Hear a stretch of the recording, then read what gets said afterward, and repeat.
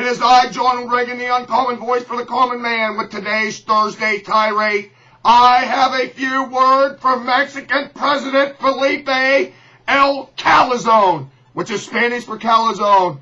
He addressed a joint session of Congress not very long ago, and we're telling all the congressmen and the senators how much he didn't like Arizona's new immigration law. And the Democrats stand up and cheering on, Viva la Calazone! Viva la Calazone! And the Republicans sit in silence and want to know this, and they're right. Who in the blue hell is Felipe Calazone to tell us anything about American law? So he's sitting there criticizing the Arizona immigration law, saying it will promote racial profiling, and just like Attorney General Eric Green Card Holder or Janet Napolitano Ice Cream haven't even read the damn thing, but yet they're going to file suits challenging its constitutionality. You know why Eric Holder didn't read the damn thing? Because it's written in English, that's why. He doesn't understand English. Write it in Spanish and he might el comprehendo.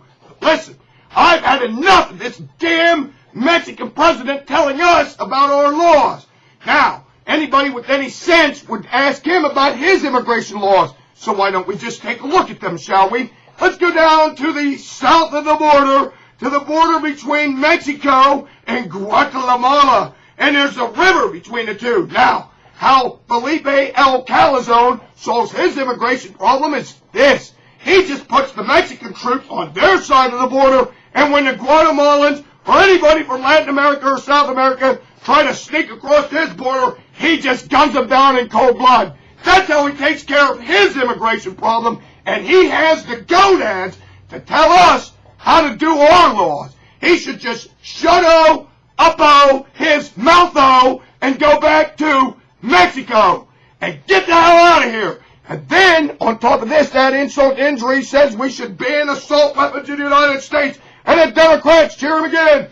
Viva El Calazone! Viva El Calazone! So we're going to ban assault weapons. Well, why would we want to ban assault weapons? You know why we need assault weapons? To protect us from all the drug traffickers and the human traffickers and all the hobos from his country that are trying to sneak across the border. His people are better armed than our people. Now, does that make any sense to you? On the other side of the coin, what we ought to do is give people along the border assault weapons. And maybe, just maybe, the Mexicans might get the basic idea that they're not wanted here. How many times did Governor Jan Brewer go to the federal government and ask for troops to be put along the border? How many? What happened? Nothing. So Obama and his hobos are sitting there complaining about the Arizona immigration law, but they haven't even read the damn thing, and they won't take any action on it at all. So what choice did Brewer have? None! She had to do something. Now, I would like to address my congressional candidate for the 6th District of Ohio, Bill Johnson. Now, Bill Johnson told me in an ad that he ran on television about President Obama being an quote-unquote honorable man. I was in my bathtub at the time, and when I heard that, I jumped out of my bathtub. Dried, go downstairs and send him an email. And in my email to Bill Johnson, the conservative Republican running against Big City Charlie Wilson, the Democrat, I told him this. Honorable man, are you out of your mind?